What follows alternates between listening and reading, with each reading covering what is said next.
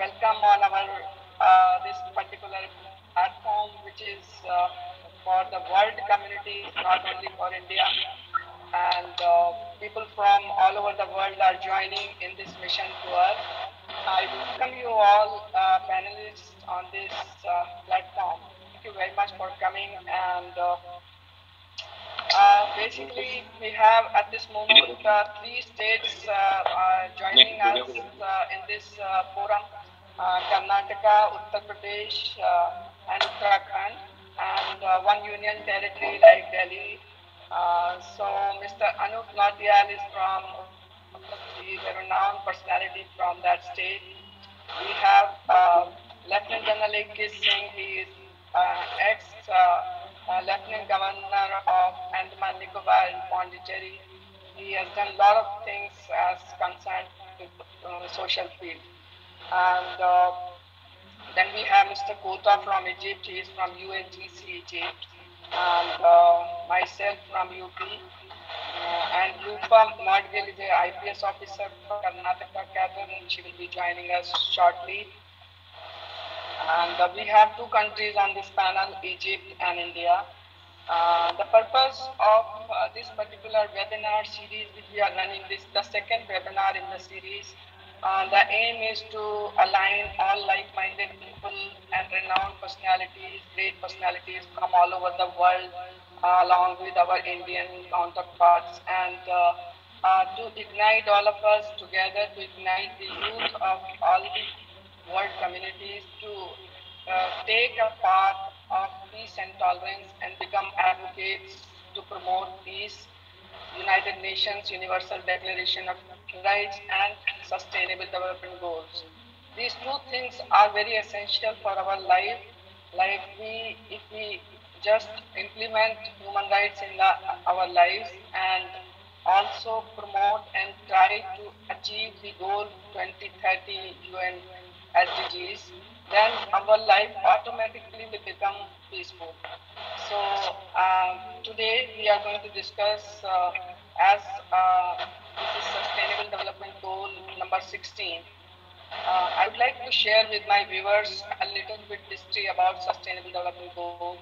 In fact, in January 2015, United Nations started the process of doing something for the world community to do as prosperity and goodwill. And this process started in General Assembly of United Nations in 2015 January, and then this process took almost 9 months, and in September it got the culmination, and then we adopted this UNSDGs, and these 17 goals became the blueprint for all the countries to work together in partnership to make this world a beautiful place to live and to give a better future to our coming generations. So today, out of these 17 Sustainable Development Goals, this 16 number goal, peace and justice, strong institutions, we are going to discuss with our eminent panelists. So I welcome you all once again on this noble mission, and being the senior most among all of us, Lt.Gen.A.K.Singh will be the first speaker to be at the opening speech, and he is going to discuss some very valuable topic which will be enlightening for all of us. So I welcome once again Lt.Gen.A.K.Singh, and thank you very much, sir, for considering our invitation to be here and to enlighten the youth of this world today on this forum. I would request all of you, before starting your presentation, very brief introduction if you can give to our audience, that will be great. Thank you very much, sir. Over to you, Lt.Gen.A.K.Singh. Thank you. Thank you, Dr. Zaidi. The last time that I attended your function in Lucknow, I was very impressed with your zeal and enthusiasm for the UN SDGs and for bringing up the youth and human rights issues. We had a very interesting session, and this is the second one that we are doing on the webinar. Let me first introduce myself. I am an army man retired as 7th Army Commander with over 40 years of service. And thereafter, immediately thereafter, the government chose to appoint me as the Lieutenant Governor cum Administrator of Andaman Nicobar Islands. And later on, I also took charge of as the Lieutenant Governor of Puducherry. My tenure in both these duties ended in August 2016, and thereafter now I'm settled in Gurgaon. And I do a lot of things. I'm an advisor to Jindal Global University and also teach an elective there on national security, military strategy, governance. And apart from that, I'm a director in a few companies and also a distinguished fellow with CLAWS, Center for Land Warfare Studies. Last year, I edited a book, Military Strategy for India in the 21st Century, which is available on Amazon. So I'm delighted to be here today to share some views on SDG number 16, that is peace, security, and so a warm welcome to Sri Mohammed from Egypt, who has joined us, and all the others who are joining us. Thank you. Very warm welcome. We are all aware that India and Egypt have a long civilizational history. Yes. And were both part of the non-aligned movement, are very close friends. And I'm very glad that Dr. Zaidi has chosen this as a meet of the people from Egypt and India. Thank you very much. So, a very warm welcome. Let me start by reiterating what is the aim of this session. And as Dr. Zaidi had sent me, the aim is to create awareness about UDGR and UNSDG 2030 and to promote peace and tolerance and to motivate people to be committed and united to achieve UNSDGs 2030. UNSDG 2030, as you are all aware, is a very noble aim set by the UN so that the people across the world develop and get sustainable development and improve their livelihood. But to ensure these SDGs, the prime requirement is to promote peace and tolerance.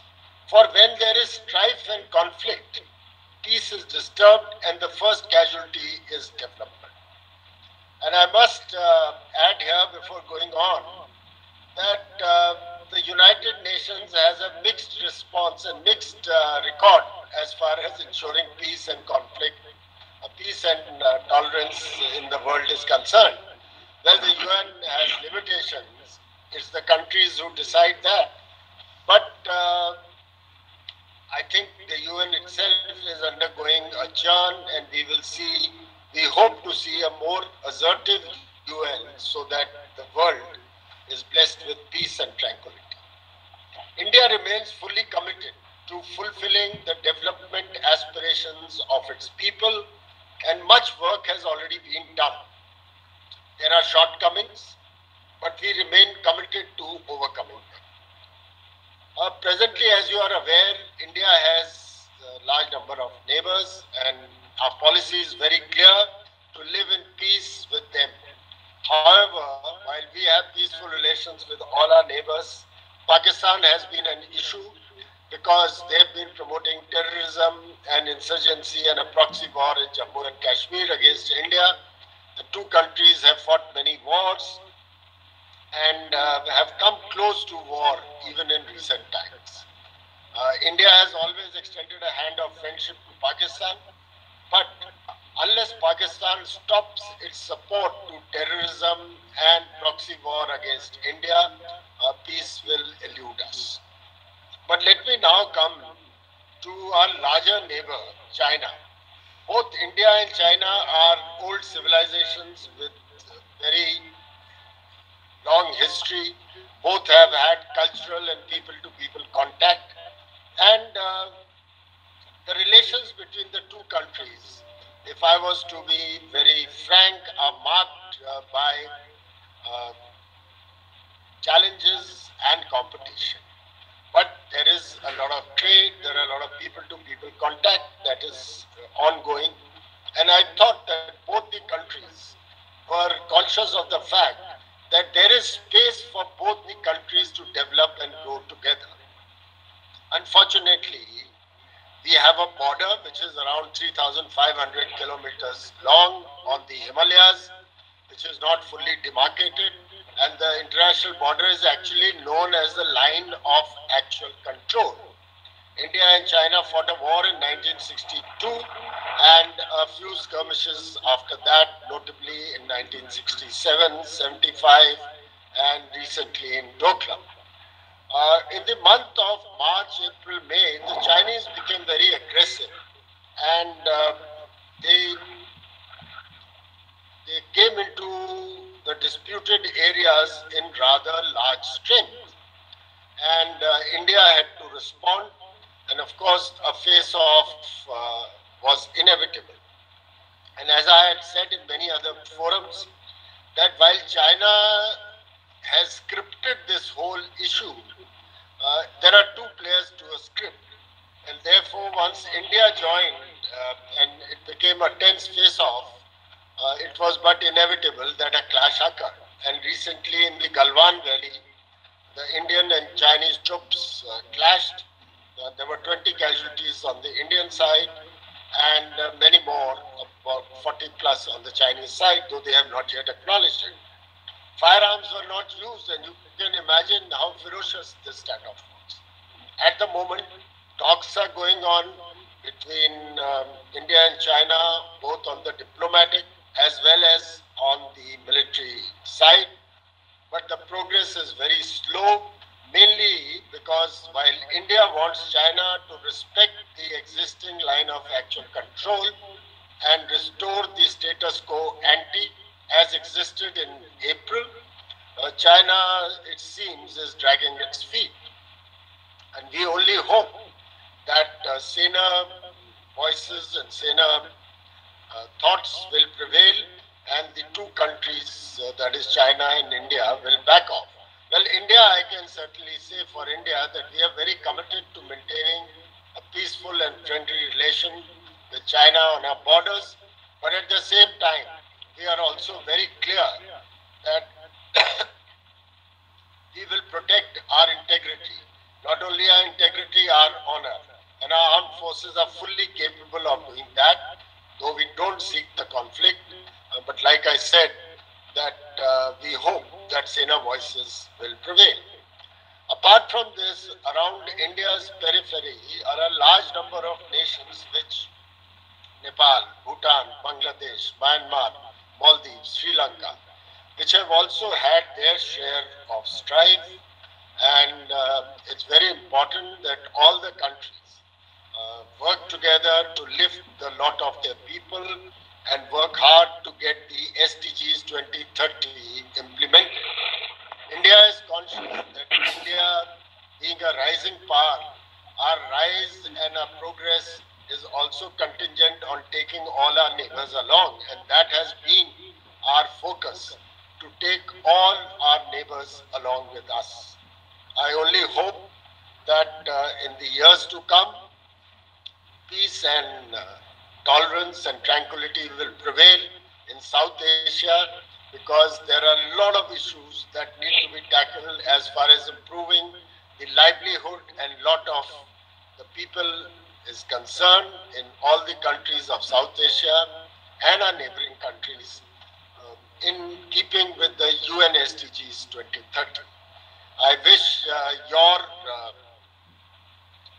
deliberations today great success, and in the end I would only like to reiterate that for development and development of the people and improvement in their livelihood, one of the foremost requirements is to have peace, tolerance and tranquility in the world. Unfortunately, as you see around the world in the 21st century, instead of becoming more peaceful, it is becoming a more hostile place. And conflicts are going on virtually in every corner of this world.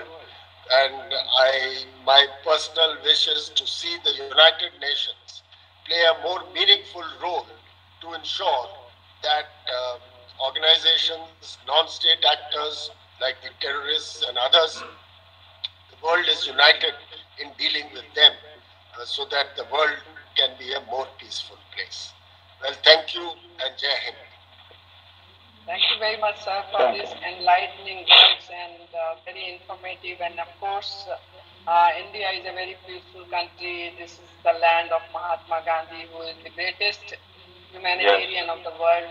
So we always shake hands with people and we take further initiatives to go ahead one more step towards the peace and harmony with all countries.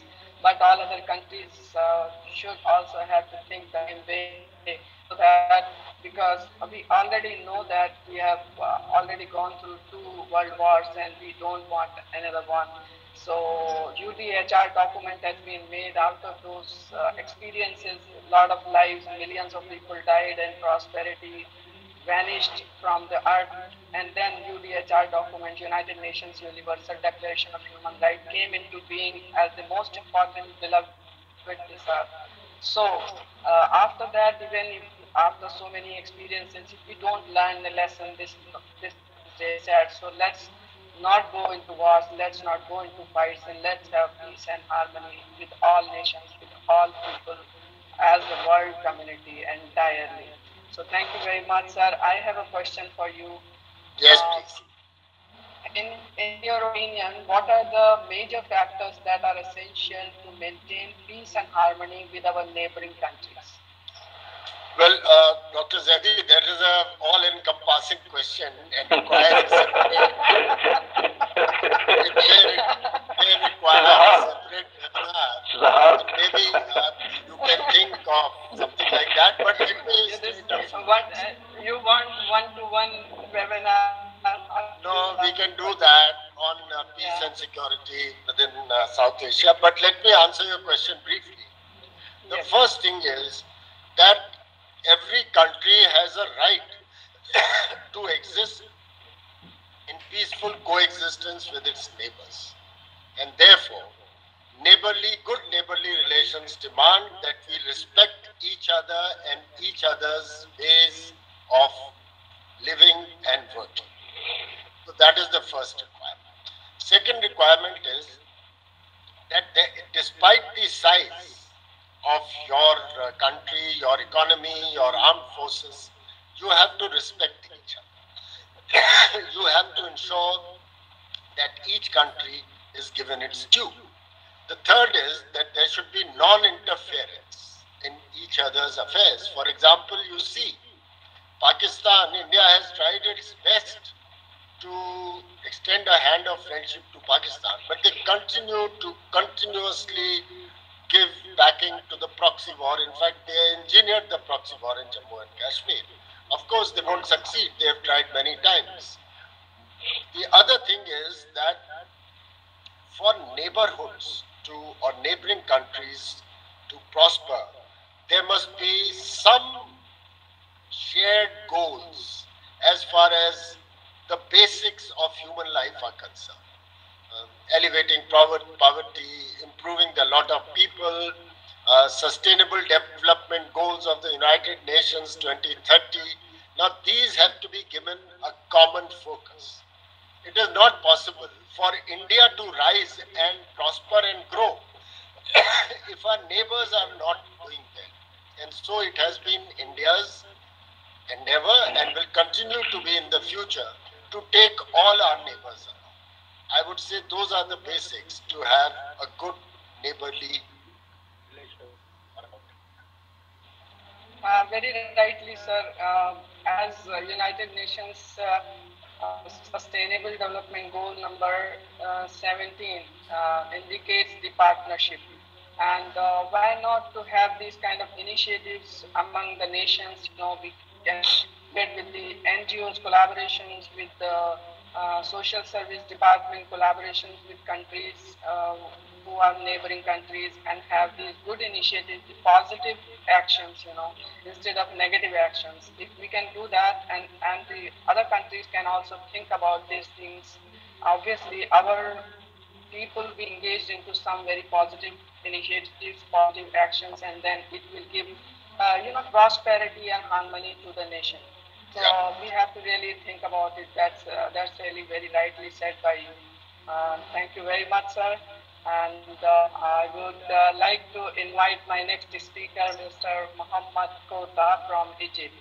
Please, your presentation briefly. You first introduce yourself, and I will. Yeah, I will try to do my best. I'm not lucky to participate the first webinar with your great team, but it is a great opportunity today to participate the second one. Actually, also I would like to thanking Mr. Ajat Singh. We are as an Indian and Egyptian one nation civilization for other world. We are one nation. Yes. So let me start, please. Your Excellencies and Mr. Dr.Arjumand Zaidi, National President Youth of Human Rights India, participates, dear guests and colleagues, ladies and gentlemen. It is an honor for me to be a part of your group and express my gratitude for the kind invitation to participate these graduated the unjust strong institutions. I'm sure that our future mission is to prove that the world that we are thoroughly gateway to the world and the future, to achieve our aim, to create awareness about Universal Declaration of the Human Rights and UNSDG 16, to promote peace and tolerance, to motivate people to be committed and united to achieve UNSDGs 2030. I am Dr. Mohammed Kouta from Egypt, economist at several international institutions in the world. Global SDGs Goodwill Ambassador designated for the North Africa, Middle East, and South America, and the Economic Development Localizing Executive Member and Deputy Director of Lebanon International Human Rights Commission, Middle East, Geneva, Member of the Union Protection of Wildlife and Marine Protection, Arab League of States, Ambassador of Humanity, the Casa Principesca de Souza Oliveira do Brazil, Vice President of African Legacy International in Africa, Vice President American Journal International Organization Houston, Vice President Foundation Sigal Inshallah AC Mexico. Ladies and gentlemen, we cannot hope for sustainable development without peace, of course. Stability, human rights, and effective governance based on the rule of the law. Yet our world is increasingly divided. Some regions enjoy peace, security, and prosperity, while others fall into seemingly endless cycles of the conflict and violence. This is not inevitable and must be addressed. Armed violence and insecurity have destructive impact on the country's development, affecting economic growth and often resulting in grievances that last of generations. Successful violence, crime, exploitation, and torture, and also prevalent where there is a conflict or no. Rules of law is and the countries must take measures to protect those who are most at risk. This is important. The SDGs aim significantly reduce all forms of the violence and work with the government and communities to end conflict and security, promoting the rules of law. The human rights are key to this process at reducing the flow of the illicit arms and strengthening the participation of developing countries in the institutions of the goal governance. Our goal, UNSDG Peace and Justice Strong Institution. Significantly reduce all forms of violence and related death rates everywhere, and abuse, exploitation, trafficking, and all forms of violence against and torture of children. Promote the rule of law at the national and international levels and ensure equal access to justice for all. By 2030, significantly reduce illicit financial and arms flows, strengthening the recovery, return stolen assets, and combat all form organized crime. Develop effective, accountable, and transparency institutions at all levels. By 2030, provide legal identity for all, including birth registration. Ensure public access to information and protect fundamental freedoms in accordance with national legalization and international agreement. Promote and enforce non-discriminatory laws and policies for sustainable development.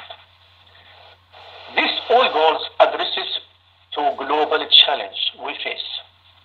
The goals of sustainable development are planned for better and more sustainable future for all, including the challenge, poverty, inequality, climate, environmental, degradation, prosperity, peace, and justice. And this additional to the coherence of goals to ensure that no one is left behind. It is important to achieve each goal by 2030. Sustainable development agenda requires partnership between governments and the private sector and the civil society. This comprehensive partnership are based on common rules, values, vision, and the common goals that both people and the planet at the heart of these efforts, all of which are global, regional, national, and local. In this report, entitled To the Role of Dignity by 2030, the Secretary General of the United Nations noted that the success of the Sustainable Development Agenda hangs on its ability to mobilize new actors, partnership. This is important. We should mobilize new actors, partnership, supports, and citizens of the world as a whole. Thank you very much. Thank you very much, sir. This was really nice and wonderful presentation. I have a question for you, sir. Yeah. Yes. What prominent role do you think social organizations can play in bringing peace and justice in Egypt? Actually, after the revolution 2011 in Egypt, we have different sectors in our society, and we have more freedom speech with new government, with the leadership the President Abdel Fattah al-Sisi. The civil society plays an important role in policy making processing and punishing and pushing the political system to pluralism and hence the balance between different actors in the civil society. Civil society is guarantee of the rights individuals on their value in facing against organization and group here comes of role civil society to support this individual, the groups, and prevent their right in the face the dragon of the state. Civil society organizations play an important role in carrying out research, investigation work, monitor the problem of society and direction solution, and then provide alternative to decision makers the need shifting countries if they want to reach scientific and methodology solutions that are not elegant with specific elector to bring to party agenda. Civil society organizations are not guardian or demanded role, but the creator for protector and the independent freedom empowerment. This is what we do in Egypt.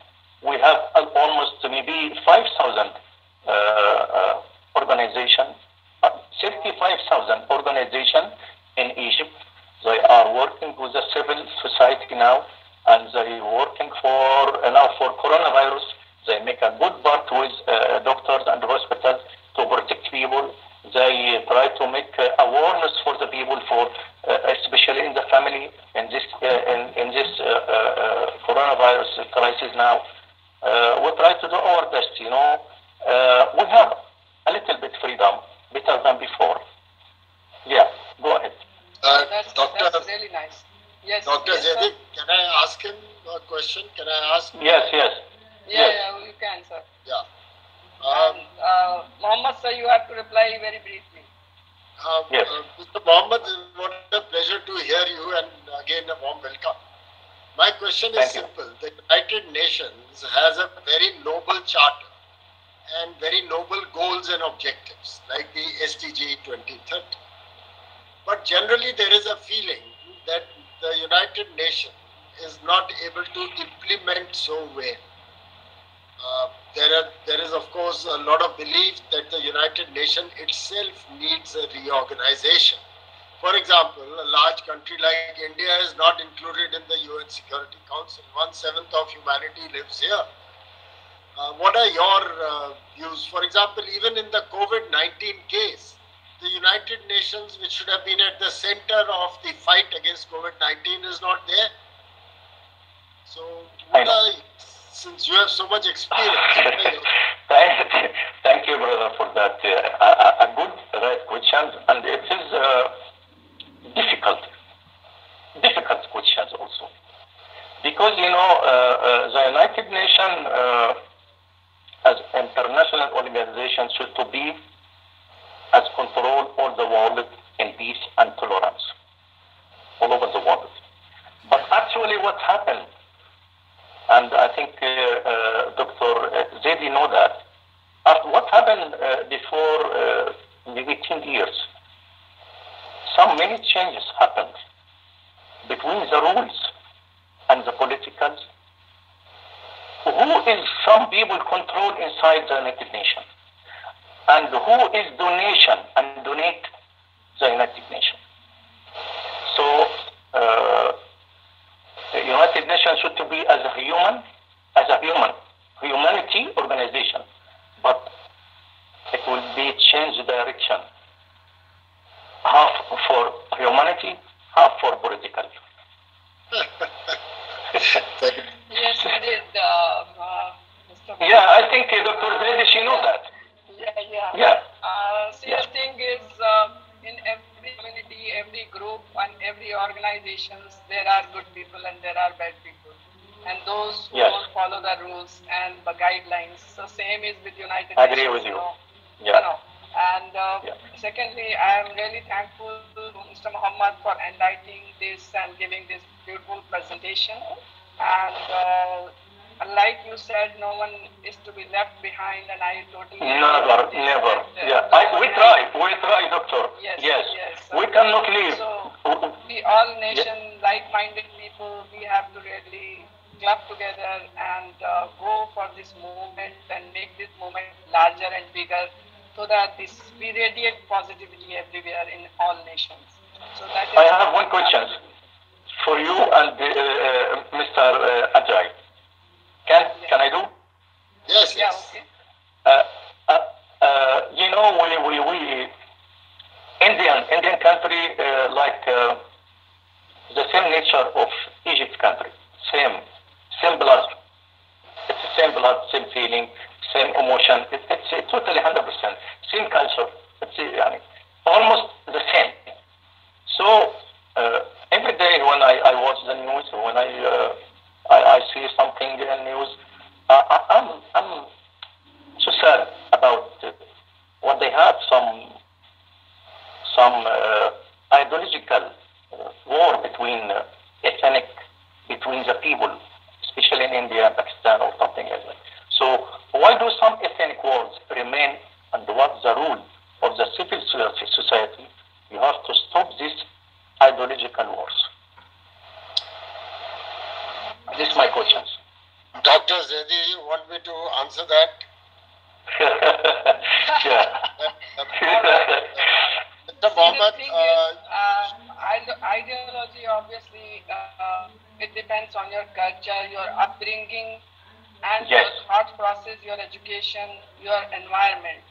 Altogether, so many things are playing role as factors, So there are good people in all communities, all countries, and there are bad people. But the educated class of India, I think 90% people have all positive thoughts. And this 10% will be in every country like that. So these 10% people are there in other countries also who are creating these problems for countries. So altogether, this is our mission to make and focus these 10% so that we can convert them into positive. So you won't believe in our forum, people from all over the world, the youth, the amazing youth, because I've converted them into positive. So this is what the social organization have to really play a very vital role to convert negative people into positive. This is our duty. And as communities, we have to come forward and work with government hand in hand. Till then, the country will not prosper until and unless we completely understand our responsibility that we have to play a role. And this country belongs to us and we belong to this country. So this is what the thought process has to be. But Dr. Zaidi, the government cannot resolve this problem. Yes. The society, civil society, as a big boss of the civil society like you and the others, they have awareness. They have to do the part. This is our duty, not the government. Government cannot do anything. I'm sure 100%. You are aware that India is a heterogeneous country. It's a very diverse country. All faiths, all religions of the world are present here. You know that while the vast majority are Hindus, the second largest population of Muslims is in India. Yes. And often it is said that there is unity in diversity. Of course, some tensions and clashes do occur at times, but there is no ideological conflict, as you are saying. And India is a old civilization, but young democracy. We are working hard to uplift our people from every walk of life. And yes, like Dr. Zaidi also said, that a few people, misguided people, can create a different impression, which is not true. We would look forward to welcoming you in India, and you will be welcome to go anywhere that you would like and meet anyone, and you will find that, of course, being such a vast and diverse country, there are many kinds of opinion, many kinds of languages, many kinds of cultures. And therefore, this we being the Muslims in India have much larger rights and much larger capacity of, portraying our views and showing our enthusiasm. So thank you very much. And now over to you, sir. Mr. Anoop Nautiyal from Uttarakhand. He is a very senior person. He has done a lot of things socially in that state and all over the country. So welcome you here, sir, your presentation, and I think we all are waiting to listen to you. So good afternoon, and thank you so much, Dr. Zaidi, for having me there, and pleasure to be listening to such senior and distinguished people like Lieutenant General A.K. Singh sir and Mr. Mohammed. Ajay sir, आपको जान के बड़ी खुशी होगी कि मेरा जो I stay very close to the IMA. Wow. I keep coming. I am on the board of governors of this school, which has opened up Tom's Valley just across the IMA. Chaliye sir, very nice. Wonderful. So as I said, I will not take too long because we've already had a fairly detailed chat. I'm based here in Dehradun, Uttarakhand, and before I come to even though, of course, the topic for the dialogue today is on SDG goal number 16, but I will take inspiration from what has really become the biggest challenge for humanity and mankind right now across the world, which is COVID. So, I'm going to talk a little bit about COVID, but link that with communities. But before I come to that, I'll try and take 1 minute, because I think that's a very, very sensitive issue. And Lieutenant General Sir Ajay sir had talked a lot about China. So just to share with your viewers that the China border in India is 3,000, as Ajay sir said, about 3,500 kilometers. And it just looks at 5 states in 5 regions in the country. So it is only Ladakh, Arunachal Pradesh, Sikkim and Himachal. And in fact, the border with Uttarakhand is the 3rd biggest amongst all the 5 states and union territories in India. Currently, Uttarakhand is also in the middle of the India-Nepal dispute, so which, of course, Ajay sir would know very well. So I just wanted to briefly mention that. And now let me move over to across to, this whole COVID-19 or the Corona challenge. Since we are talking about people and since we are talking about communities, I want to start off with what the Honorable Prime Minister of our country said on the 16th and 17th of June, about 10 days ago. So what he did was he had a meeting with all the chief ministers of all the states and all the union territories administrators, and he laid emphasis on 4 things in this ongoing sort of fight against COVID-19. He spoke about building very robust health infrastructure. He spoke about the need to have very strong information systems, providing emotional support to people, and also urged states to encourage people to come out in large numbers for public participation. Now, if you look at out of these 4 things, 3 things relate to people, and they relate to communities and societies.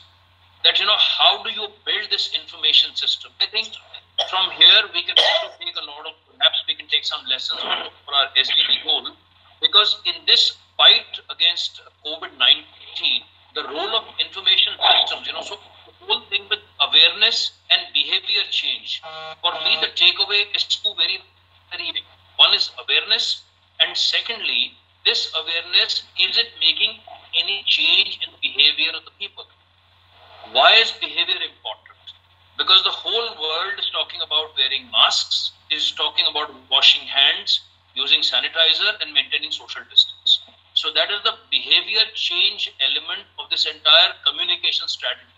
So the question for me is, for somebody who at an organizational level and also at a personal level is invested deeply in this COVID-19 battle, is that how do you really communicate? What is the best method of communication? What is the best strategy to communicate? And how do you really engage and involve people? So frankly, I really don't have all the answers, but I have some questions, based on whatever, we are observing here in our city, in our state, and also in large parts of our country.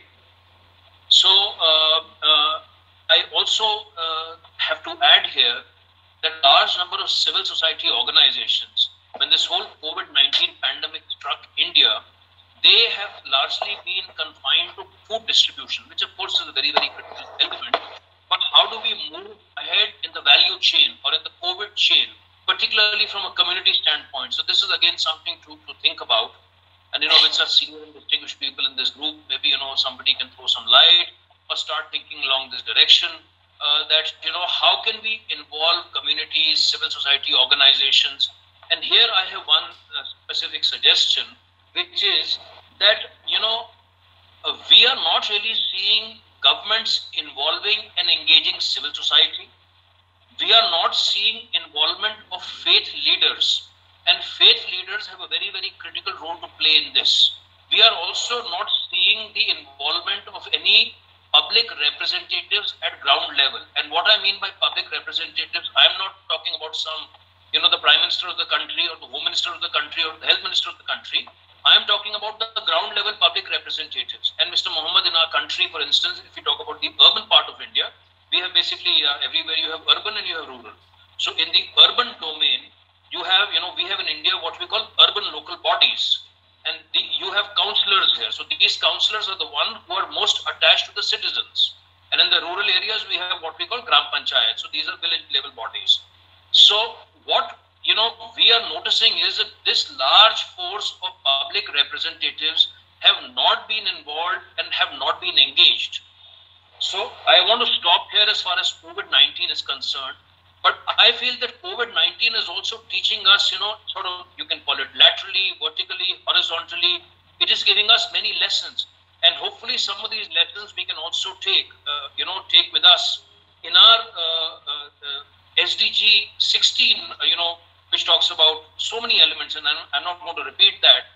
But also for me, the thought, a lot of thought, food for thought is that can we take away, A, how can we do this COVID-19 battle better? And B, can we take away some of these best practices from COVID-19 and take that, and dovetail that with, the SDG 16 goal, and not only SDG 16, but the other SDG goals also. And I completely agree with this has been completely missing, from this COVID scenario. In fact, also this WHO, has more seemed like a puppet of, of whoever. They have not really distinguished themselves. But anyway, this is sort of, a lot of water has passed through the bridge. We have to move on. So I once again want to thank Dr. Zaidi, and I want to thank, the distinguished Lieutenant General Ajay sir and Mr. Mohammed from Egypt. It was a pleasure listening to you and learning from you. I have a question for Anoop sir. How important is communication in terms of rebuilding of peace and prosperity after COVID-19, sir? Sorry, I couldn't hear you, Dr. Zaidi. How important is communication in terms of rebuilding of peace and prosperity after COVID-19? This is a question for you, sir. I think, of course, I think the answer is quite straightforward. Communication plays a very, very important role in each and every aspect. And I link everything with communities, because ultimately at the end of the day, everything involves people. We have to go back to people. So communication has a huge role to play. And especially with Mr. Mohammed, I want to share one very big success story of India, which is not really related to SDG 16, but nonetheless, I will mention that. Mr. Mohammed, this relates to sanitation. And in India, we have run a campaign called Swachh Bharat Mission. And open defecation, for instance, has always been a major challenge for India. And this particular program or success story of Swachh Bharat Mission is completely based on the element of behavior change. How millions of Indians have changed their behavior. And at the heart of this behavior change lies the power of communication. So Dr. Zaidi, once again, with the right kind of communication, with positive communication tools, with belief in the idea that, we are a great nation and that, we will only go ahead, we can only march ahead, I think we will definitely do very, very well. I can share with you small things, please. Sir, we are running short time already crossed. Okay. So in the next this thing, we'll come up with more discussion, and we can always have one-to-one discussion. No problem. Thank you very much, Anoop sir, for your valuable thoughts, and definitely you all are my mentors. I am the youngest, so I have to listen to you, work with you under your guidance, and and definitely I have a lot of passion and compassion for my people, for my co-citizens. So let's do together and make something outstanding contribution as our existence in this society, and take our nation to the world communities and make India the superpower and the most peaceful country and most peace promoters in the world. So we'll definitely be able to do that and achieve this goal, to have our peace mission and prevail justice. Thank you so much, everybody, for joining me. Thank you very much.